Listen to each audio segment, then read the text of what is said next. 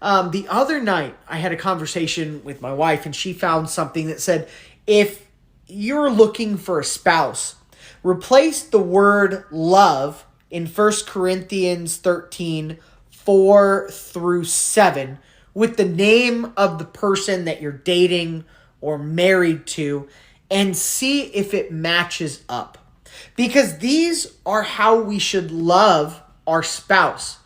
This is how our spouse should act towards us and how we should act towards our spouse. Now let's just try it. Just for example. So if take your spouse's name, your boyfriend, your girlfriend's name, and read 1 Corinthians 13, replacing the word love with their name. Let's say you're dating Bob. All right? 1 Corinthians 13, 4 through 7. Bob is patient and kind. Bob does not envy or boast and is not arrogant or rude. He does not insist on his own way. He is not irritable or resentful. He does not rejoice at wrongdoing, but rejoices with the truth. Bob bears all things, believes all things, hopes all things, endures all things. Right? Makes a lot of sense. Let's say you're married to Catherine, right? Catherine is patient and kind. Catherine does not envy or boast and is not arrogant or rude. She does not insist on her own way and is not irritable or resentful. She does not rejoice at wrongdoing, but rejoices with the truth. Catherine bears all things, believes all things, hopes all things, endures all things.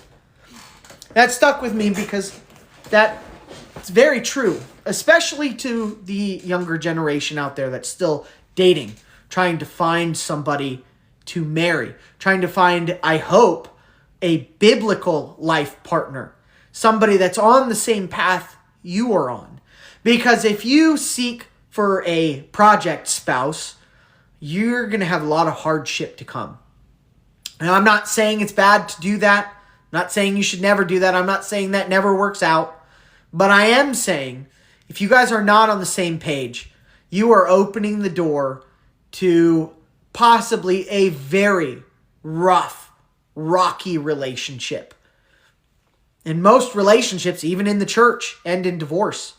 I did a video not too terribly long ago about the divorce rates in the church. They're up to 60%. 60% amongst mainstream Christians. That's pretty bad. That's pretty bad. 1 out of 2 Christian relationships are failing. It's because they're not walking out what the Bible says. They're not taking their biblical roles. They're not doing the things that God or Jesus asked us to do. Because the Bible tells a woman how she needs to conduct herself. As a wife, as a mother, tells daughters and sons how they need to conduct themselves. This book tells us how husbands and fathers are to conduct themselves. The whole Bible, not just little bits and pieces of it.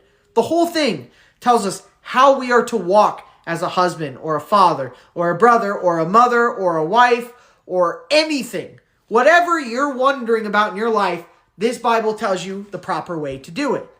And people aren't doing that. And now, all these relationships are failing, and all these children are growing up in broken homes with a false sense of what it actually means to be a biblical Christian. And that's sad. But if you are searching for a spouse, and you want to know, hey, what should a biblical spouse look like? What should it look like when we're on the same page? How do I need to be as a spouse? Perhaps you should replace your name or your spouse's name with these verses in 1 Corinthians 13, 4 through 7, and see if that's how you're walking.